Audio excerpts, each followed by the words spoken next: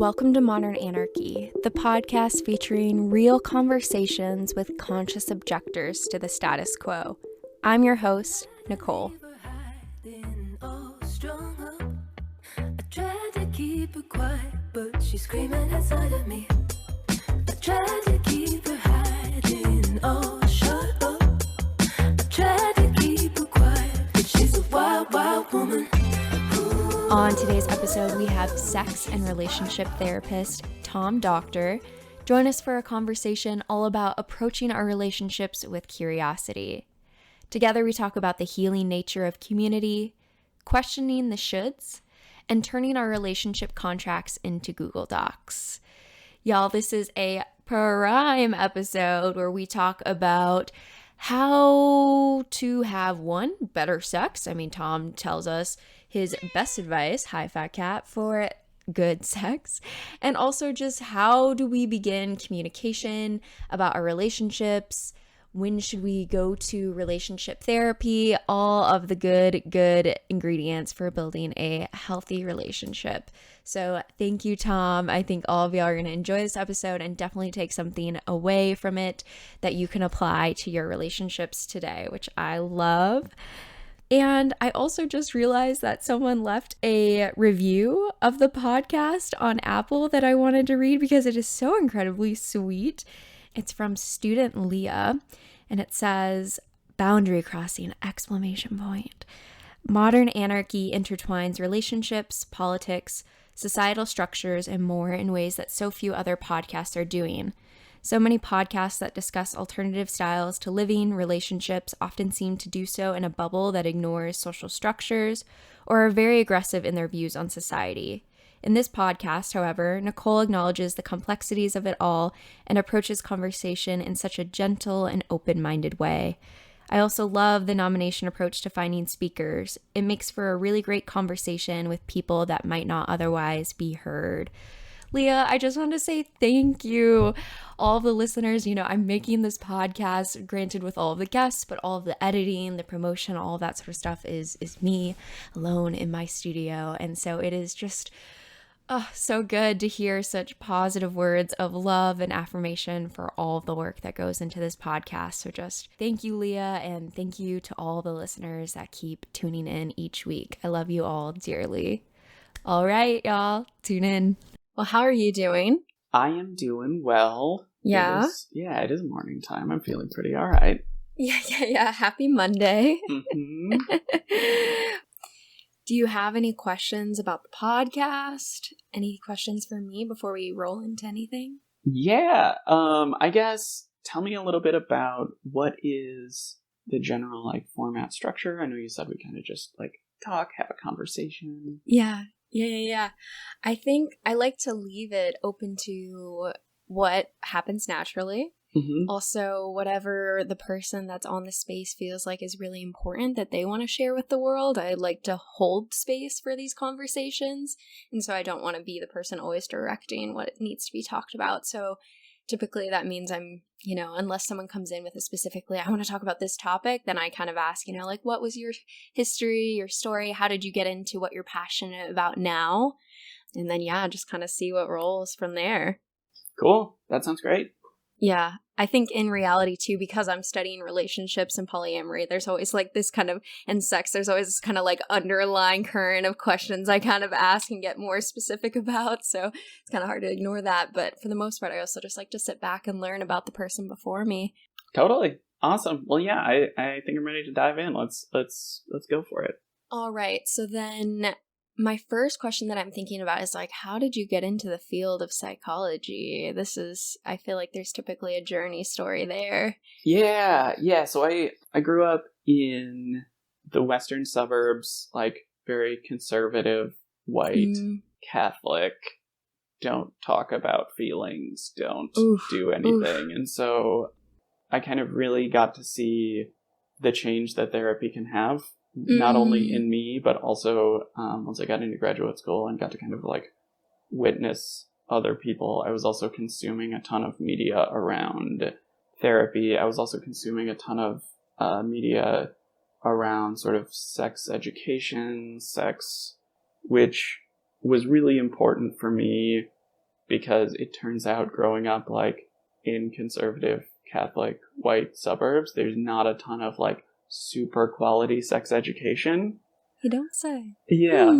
So it turns out that like sex ed class looking at like really horrifying pictures of genitalia with like advanced stage STIs is not actually like maybe super effective sex education.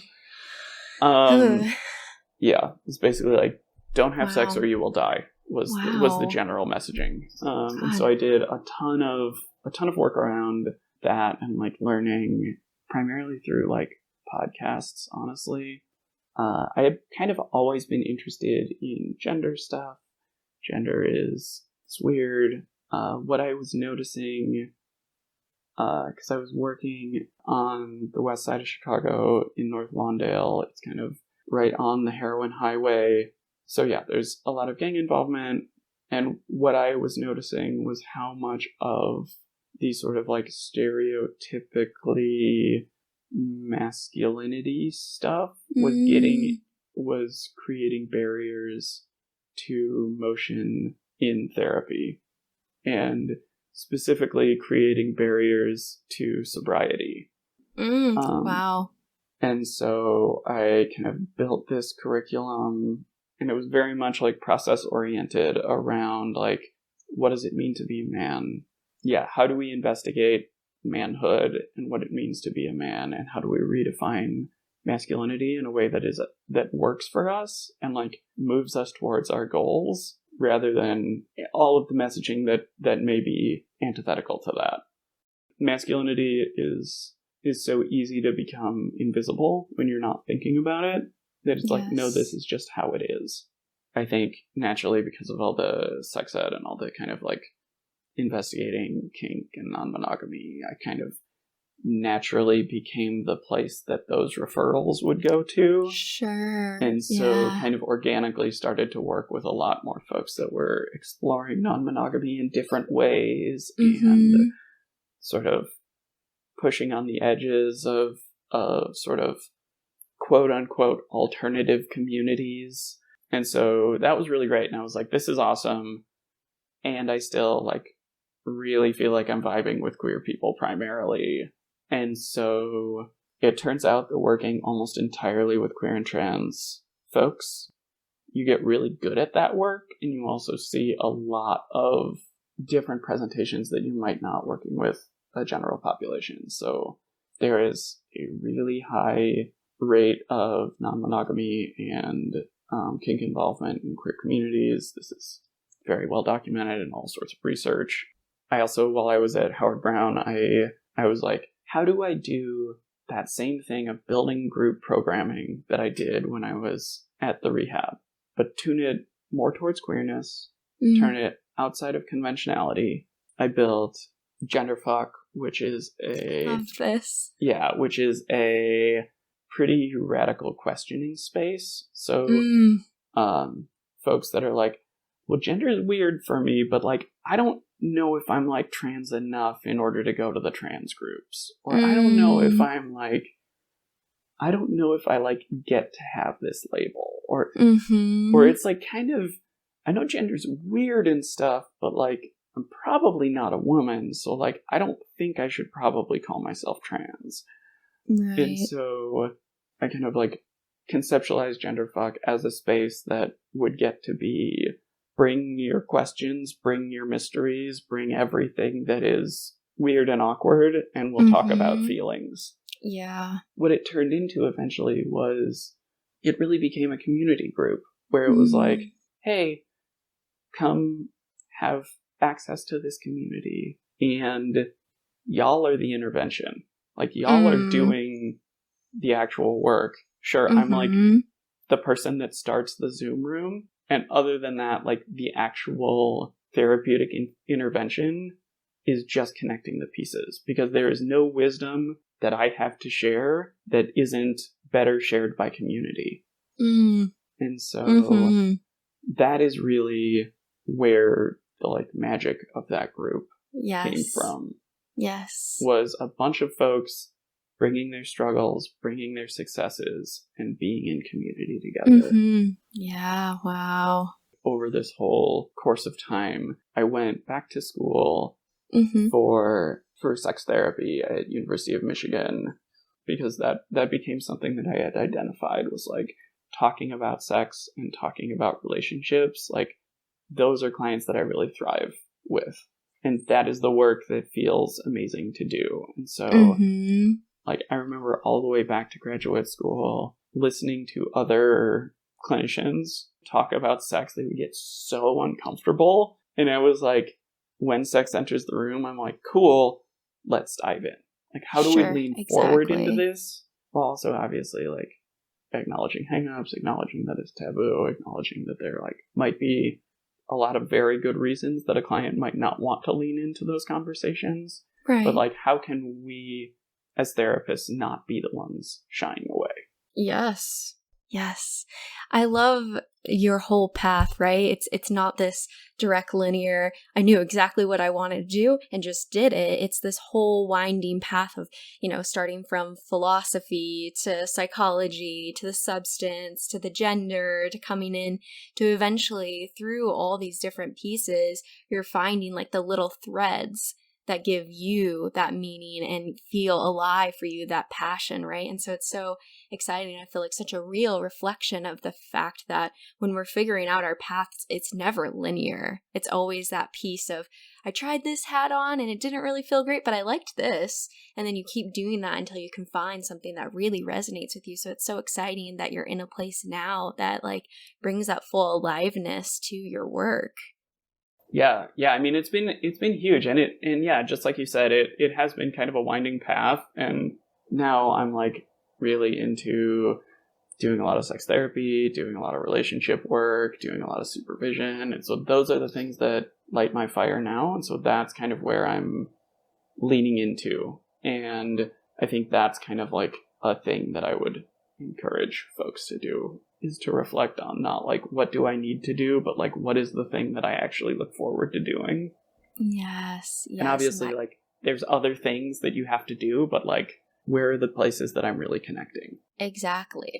Yeah, there's steps you have to take to get to that place where you can do that, right? And there's a lot of little steps that have occurred to get to the place that you're at now. And so, yeah, I think that's a great encouragement. And I'm kind of torn because I want to talk about the gender fuck, but also given that your light and passion now is with relationships and sex, like I'd also love to talk about that. Like where are you at? What is exciting you? What gets you going about it? Yeah, totally. I mean, I'm always happy to talk about gender fuck. That is like okay. That's my shit. But yeah, we can definitely talk about kind of like sex, relationships, things like that. So yeah, what are you thinking? Yeah, I guess something that's been really powerful is the idea of like in relationship therapy, even when I'm working with folks that are either explicitly monogamous or are functionally monogamous, as many relationships that I've worked with over the course of the pandemic have become, like even if they're sort of like have a history of being non-monogamous, a history of kind of like existing in that space. Something that's really huge is thinking about what are the ways that we are building a relationship contract together. What are the ways that we are constantly editing that relationship contract? And how do we make sure that stays a living document? And so that means that there may need to be edits on the fly. That means that there are situations that were not addressed originally in the shared document that we created. One of the things that I say all the time is that when folks enter a relationship, they often come in with kind of a PDF of what a relationship should look like. And those two PDFs are almost never the same. And so what we are doing in relationship therapy is how do we translate that into a shared Google Doc or a shared document that both partners have agency to edit and that we can build together as a unified script for everybody. Because like families give us a lot of things about how relationships can go right and can go wrong. And there are a lot of unanswered assumptions about how a relation, quote unquote, should be. Mm-hmm. And this kind of gets to the way that I generally see therapy, which is from like a pretty radical queer theory lens of like, question all of our assumptions. And what are the ways that we can move towards liberation by questioning the shoulds. Yes. You said, family gives us so many lenses of, what a relationship should be. And society, my God, is giving us so many prescriptions for how you should be in relationship with another person. And I think it's so tricky when some people don't question that. Especially speaking from personal experience. I literally just went through a breakup last night, right? With someone who, me being who I am, the queer poly person, trying to really construct, what does this relationship mean? What are we doing here? What are our boundaries? What are all these sorts of things? And another person that says, well, we're having a relationship. We know exactly what that means. And I try to say, no, actually, we have to create our Word doc together of what it means. We're going to create it and it lives. But some people really just have such a rigid expectations of what that is based on society's examples that have shown you how to relate to people. It's fascinating. Yeah, absolutely. And I think that there's so much benefit in, like, even for folks that are, or even for couples, even for therapists, even for folks that like never have any interest in non-monogamy, I think there's so much benefit in examining, like, cool, like, even if I'm totally fine with every single step of my monogamous relationship from like, and I feel like we're moving on the same page, let's acknowledge like that a relationship escalator exists. Let's acknowledge the kind of cultural forces that are going on, because I have found in so many relationships that is kind of where those disconnects start to happen. It's like, but we've been dating for 6 months, so like, why have I not met your family? Yeah. Or we are in each other's phones as bae, so like, how come we're like not exclusive yet? Yeah. Or what is any of these things? And those conversations, when they don't happen, just fester and fester and fester and lead to resentment. Yes, exactly. Could you say more? I know you're starting to someone who's maybe never heard the term relationship escalator, what that means. Yeah, totally. So I don't remember who coined the term, and I feel I feel really bad because I will give the preface that this is not mine. This is absolutely not mine. This is someone else's. I wish I could give them credit. I don't know. Yeah. I'm sure I could give a quick Google, but also I'm not going to do that because we're live. But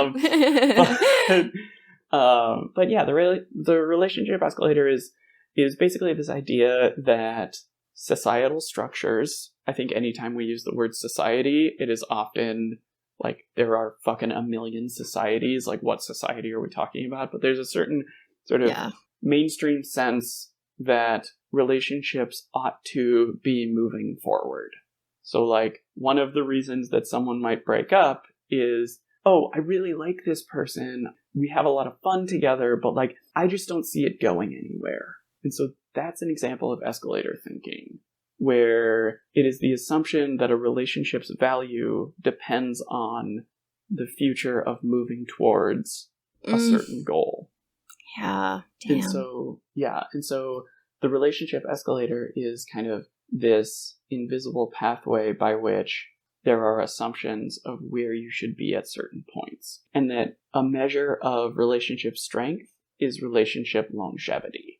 So like, if we have been together for a year, that means that we should be at a certain point in this escalator, and that without thinking, without anyone making choices along the way, that we kind of get pushed to like, I guess now we should move in. I guess now we should get married. I guess now we should have kids.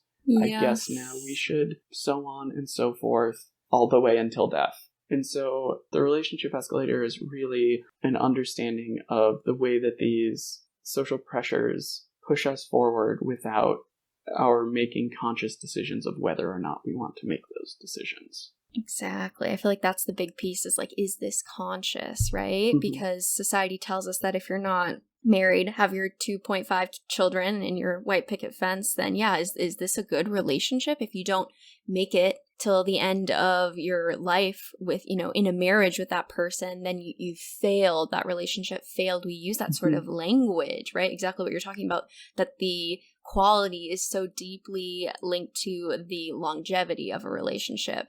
And what you're talking about is not about monogamy or polyamory. This is just in general with relationships. Yeah. There is this pressure for all people that, yeah, you need to have certain milestones to be able to check that we've made it. And it's so sad because that is such a future thinking for a set of goals that might be in alignment with you if that's what you want, but frequently societal thinking, and it's taking you away from the joy of the present moment that you have with that person. Exactly what you said. I'm really happy, but we're not engaged. Something's wrong, right? Yeah. It just takes you away from the joy of the present moment, of the beauty of the relationship that you have, because you feel like since we don't have this box checked, we're not far enough. Right. And I think as a teaching tool and as a sort of like thought experiment tool, it's like any time that we consider death as the only win condition, like if we reflect on like the only successful relationship is one that I die with, that's not setting the bar at exactly where I want my win conditions to be set. Mm-hmm. And so I will often see clients that will come in and be like, tell me about your relationship satisfaction. Tell me about my favorite intake question is, tell me about the important people in your life. Or tell me about the important relationships in your life. Yeah. Because one, that question opens it up to non-romantic partners and other people. It also signals that it's okay to not just talk about your spouse. Yes. For many people, the most important person in their life is not someone that they're romantic with at all. And I think in our conventional mononormative social structure, those type of relationships become sidelined and get put second rate to whoever the romantic relationship is. So it might be a boyfriend of 4 months, but it's assumed that that boyfriend of 4 months is more highly valued than your cousin that you live with, that you spend all your time with, right, that you've known since childhood. Right. It's assumed like, well, you have a +1, so like you're bringing your boyfriend, right? Because that's the most important person to you, right? Exactly. Yeah. I mean, I think this is the myth, right? That your romantic partner understands you in some sort of deep, mystical way, that they just know you so well and there's so much there that it is somehow, deeper, more intricately connected. Whatever the words are to describe this phenomenon. But yes, exactly. That they are the person, not a relationship in the, constellation of all your relationships that you have in your life, but the relationship. Mm-hmm. Ugh. Yeah. Ugh. Well, because I mean, it's like, yes, you can have, you always want to teeter out that line where it's like, that relationship can and is a beautiful thing. Yes. Mm-hmm. And there's so many different layers of intimacy in it. I think exactly what we're trying to say here is the point is that should not detract from the intimacy of the other relationships that you have. And we have this focus that gets so almost like horse blinded onto the romantic partner that you don't get to see all of the beauty of the other relationships in your life, which I scares me. Like that super like focused tunnel vision that like, this is my person. It is a great relationship, but like, how do we expand our perspective to be able to see all the beautiful relationships that we have, whether you're monogamous or poly or whatever, relationship anarchist, like there's so many different relationships here that make up our constellation of people in our lives that, are meaningful and important as your question asks. Yeah. And I think anytime that there is a structure that systemically devalues any relationship, we might want to question that structure. Yep. Whether we're talking about sort of like structures that devalue gay relationships or relationships between different sort of folks marginalized folks that have experienced systemic oppression, or whether it is anything else. Anytime there is an external system or even an internal belief that devalues certain relationships, that is a point that I might push on in therapy. That is a point where I'm like, oh, I'm noticing that, like, you talk about your mom as like a really important person in your life, but then when I ask about your important relationships, you never actually mention your mom. Yeah. Well, I wonder why that is. And so whether we put mom in that box, whether we put cousin in that box, whether we put partner in that box, whether we put best friend or sibling or anyone else, mentor, anyone else, I think if we're systematically devaluing relationships, that feels like something to investigate more. Yes, 100%. I'm so curious, though. I'd imagine you get a lot of pushback. I mean, this is a societally, it's a message that has been ingrained in our value system, exactly a hierarchy that is devaluing other relationships. And I could imagine that the first time you kind of say that to a client who maybe hasn't thought about these things, they're like, well, yeah, that's just my mom. Yeah. And it's just like, how do you, or what do you recommend to anyone who's listening who's maybe not thought about these things? How do we start to challenge and pick apart that? Yeah, I think as a person that does therapy, as a person that orients in a clinical way to a lot of the folks that I interact with in my life, both like my supervisees and my clients, the way that I primarily come about it is really from a curiosity place. It's like, oh, it's interesting that this is the way that things are valued, or that it's interesting to me the way that things are structured in your mind. Can you tell me more about that structure? Can you tell me more about the ways that you have these things categorized? And then just moving from a place of curiosity. Because I think it is, one, much more effective from a therapy standpoint, and also it allows a whole lot more gentleness to come from the place of like, I wonder how things are, or I wonder if you could tell me more about the way that you structure this, rather than being like, you should be doing things differently and I know how you should be doing them, and so do them differently because the way you're doing them is fucked. Yes. Because even if that might be what I feel at times, yep. Mm-hmm. Because folks will sometimes bring like real bizarre, like really, really heavily indoctrinated with what I feel are problematic things. If I come from it from a place of curiosity, I find, one, it allows me to be present much more, because now we're just investigating. Yes. Now we're just, tell me everything. I'm so interested in what's going on. And any time that I can be interested in the clinical work, 100% more effective. Right. Yeah, I mean, because if you come in and you say, you're wrong, this is problematic, what's going to happen? Immediately, defense mechanisms are going to shoot up and just say, absolutely not. I strongly believe in, and then it just creates, there is no ground there to investigate.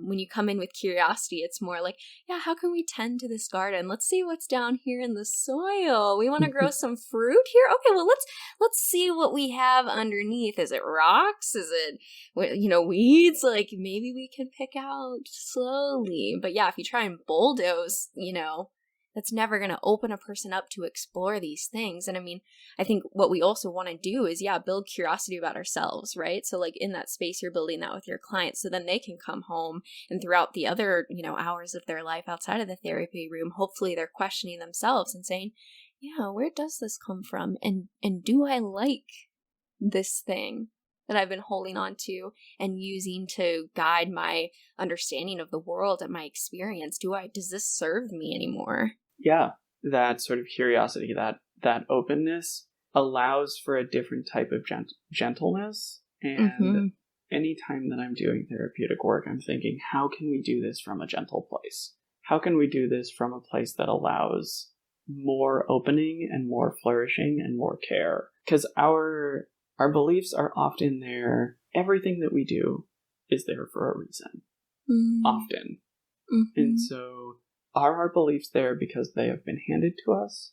Are our beliefs there because we have kind of built them over time? are these questioned? Are these unquestioned beliefs? How strongly do they hold? And I've found that unquestioned beliefs, if we investigate them with curiosity, it might be the very first time that there has ever been curiosity in turning towards these beliefs. The first time that I remember working with monogamous couples, and the first time just asking really basic questions around tell me about, what does monogamy mean to you? Great question. And that was I got to watch little brain explosions, because the idea that is even a question that could be asked was not even present. What do you mean, what does monogamy mean? Exactly. And it turns out that the way that they were conceptualizing monogamy was actually pretty different. By one partner's definition of monogamy, the other partner was constantly having emotional affairs. But by the other person's monogamy, it was no, I'm not getting naked with these people, so why, I don't even understand, that it does not even compute how this could be cheating. Yep. These are those unquestioned beliefs that I think can create a lot of disarray, dysfunction, disorder, challenges in relationships. And I think if we're able to lean in and meet them with curiosity, there can be a lot of space to push on and question them. Yes. It creates the dysfunction, and also at the end of the day, the pain, right? Yeah. I mean, that partner then, to the other partner that was doing the emotional cheating, to their view it wasn't, but to one partner it was. And so then that partner feels deeply hurt and is in pain, right? And that is never what we want in relationships. But the problem is, when you make assumptions about the agreements that you've come into, then there is no clear boundaries. So yeah, now you can't get mad at the partner for having the emotional affairs, because in their mind, they were functioning under the exact same paradigm that they thought the other partner was. And then there is this this whole dysfunction and pain, versus taking the discomfort of having these conversations, right? Of acknowledging it, trying to grapple with it, to question these systems of hierarchy that have sat in, our own subconscious. And I mean, that's uncomfortable. We don't want to discredit that. That is hard work to sit and grapple and pull apart all the layers. But I mean, that pain from the discomfort is so much better than living in my opinion, personally, than living a relationship out to get to a point where there's these massive, disconnects in what you're doing, ultimately leading to significant emotional pain because it wasn't discussed. I mean, yeah, we really, in my opinion, got to start talking about exactly what is monogamy, or what do you want it to be? What do you want it to mean to you? Mm-hmm. Yeah. Anytime we can make monogamy a choice, it's such a beautiful choice to make. Yes, it is. And if we look at it from a kink framework, monogamy is wildly fucking kinky. I want you and only you forever. Yeah. That's so fucking hot. If it was not well, this is my only choice, so I guess I'm just gonna have to do this because this is just the way that it is. Yes, that reframe. Yeah. Exactly. That's a big switch, though, to see it that way. And I think part of seeing it that way is the conscious creation of the Google Doc, right? Exactly what you were saying earlier is we're creating this together and choosing to create this together rather than being forced by society, which says you have to fit in here and you have to fit until you die in this one way. Yeah, absolutely. Yeah, I mean, and that reframe alone will create so much more joy and positivity. And kinky, great sex, when you see it in that light of, I'm choosing you out of all the abundant possibilities, other people, it's you, right? Exactly, rather than I have to, this is the person I'm stuck with.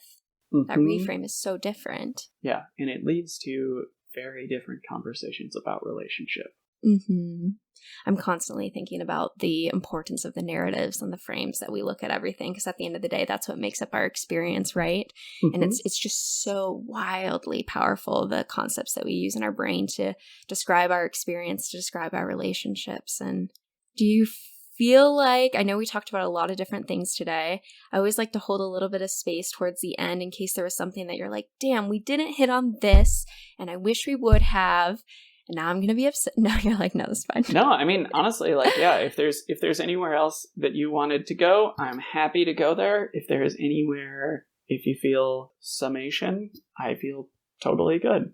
Yeah, I mean, I feel like you brought up a lot of great topics, right? We talked about the relationship escalator and recognizing these pressures of where our relationships are supposed to go to fit certain norms, and how do we start to have the conversations of deconstructing the hierarchy of different relationships, about the power of co-creating, you know, the relationships that you have together, and the beauty of the reframe of how you're seeing that co-created process. I mean, I feel like this is a great conversation for people who monogamous, poly, anywhere across the board, to start asking these questions about their relationships. And I think it will be a very fruitful process. Yeah, totally. And I think that my biggest plug would be to see a relationship therapist before things are so bad that there's mountains of resentment and frustration. Because I think that in the same way that we talked about kind of like meeting beliefs with gentleness, I think that there are a lot of ways that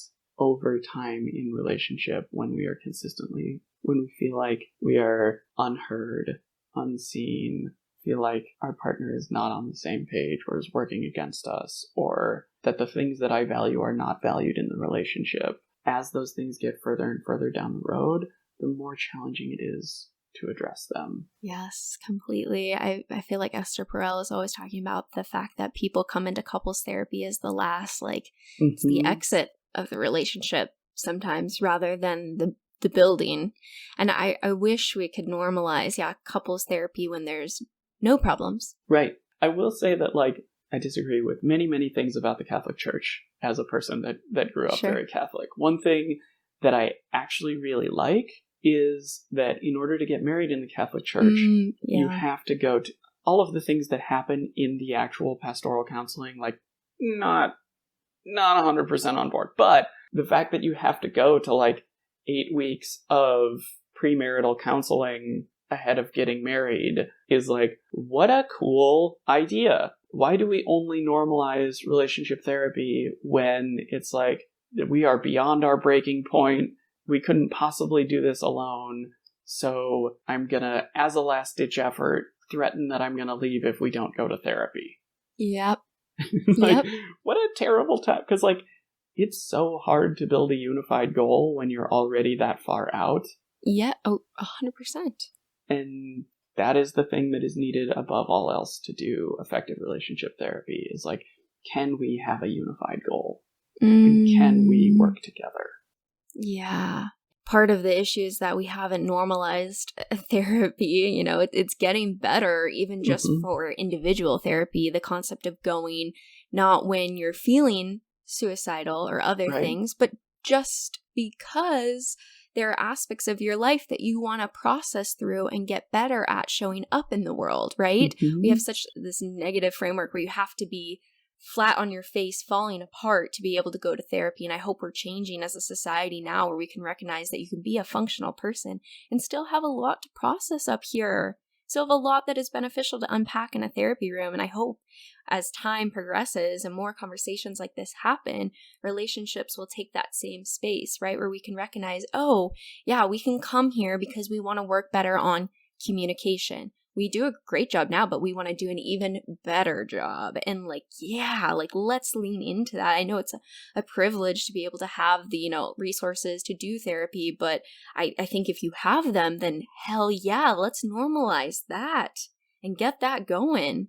Totally. And I think we've seen even just in the last 10 years where being like, I'm going to start going to therapy, that doesn't have the automatic assumption of like, oh no, what's wrong? Yeah, are you okay? Yeah. Yes. And I'm hoping that we can normalize relationship therapy in the same way. Yeah. We all come into relationships with some form of big or little T trauma in relationships in the past. And that shit shows up. Yes, it does. And why are we not talking about that? Exactly. Let's not settle. Let's rise above. Let's keep growing. Yeah. And that is a great segue, because the one question I do ask everyone on the podcast is, what is one thing you wish other people knew was more normal? And you literally just said it, but if you have something else that comes to mind, you can say that too. Yeah, I think relationship therapy, absolutely. That counts. Also, talking about sex and relationships in a way that is not scandalizing. Recognizing that talking about sex is taboo, and that so much of the mental health ramifications of sexual stuff is around the taboo. And so what are the ways that we can open up those conversations in a way that doesn't have to be titillating? Because I think that is the problem, is that when we talk about sex, we talk about sex in like, oh, this is like sexy. Now we're having like, I guess that means that like maybe we're moving towards being sexual in our relationship because you mentioned that sex has happened in other relationships. Like, I think talking about sex doesn't have to be inherently erotic. And the fact that we only talk about sex if we're going to try to have sex with someone is a huge problem. I agree. Opening up that conversation allows for deeper intimacy, better communication, and I'll say, I think, better sex. Yeah, absolutely. When you are talking about sex with people that you are wanting to have sex with, you're gonna have better sex. If you're not good at talking about sex, you're probably not good at doing it. And so, yeah, like if I am talking to undergrads or things like that, I will sometimes go and do like sexual health or relationship presentations, and that's always something that I will say is like, especially like 19-year-old cis men that are like, I want to make my girlfriend come. How do I get really good at doing sex? Cool. So like we could talk about anatomy. We could do years and years of training around sort of like vulvas, vaginas, anatomy, nerve stuff. We could do all of that. What's much, much more important is learn how to talk about sex, learn how to talk, learn how, even more so, learn how to listen. And yes, that's like the best sex advice that I could possibly give, is like, learn how to listen, and not just when your partner is talking about sex. Yes. But yeah, that's a whole nother conversation. That's a conversation. I know. I'm like, you ready for another hour? We need episode 2. Tell me what you know about sex. I need your wisdom. Yeah. But I think that is such a wise piece. Yeah, learn how to listen about sex and learn how to listen about other stuff too. I mean, all at the end of the day, it's that intimacy, to feel safe with another person, to explore and to play in all the beautiful eroticness that is sex. And if you're not able to communicate about that, then yeah, are the conditions of safety there for you to feel safe to explore? And totally. Yeah. Oh, I really appreciate all of the wisdom that you brought on today and all the questions. I hope listeners are just going to be grappling with all of the things that you've given them from your experience and a lot of your clinical work. So thank you. Totally. Yeah, absolutely. I'm happy to have gotten to do this. This was great. This was fun. Yeah, good. Is there anywhere that you want to plug specifically to? No, go to therapy. No. Go to therapy. Yeah, I don't my social media plug. Right, exactly. I don't have social media. I am like terrible millennial in that I have no social media. I have no footprint online. That's good, honestly. You tell me that you live in the real world and only the real world? What? That's weird. It's very weird. Yeah. Yeah, well, I appreciate you so much. Yeah, thank you so much for coming on the podcast. Yeah, absolutely. Thanks for having me. If you enjoyed today's episode, then leave us a 5-star review wherever you listen to your podcast. And if you're a part of the anarchist community, then follow us on Instagram or nominate a guest for the show by sending in a letter to modernanarchypodcast@gmail.com. Otherwise, I'll see you next week.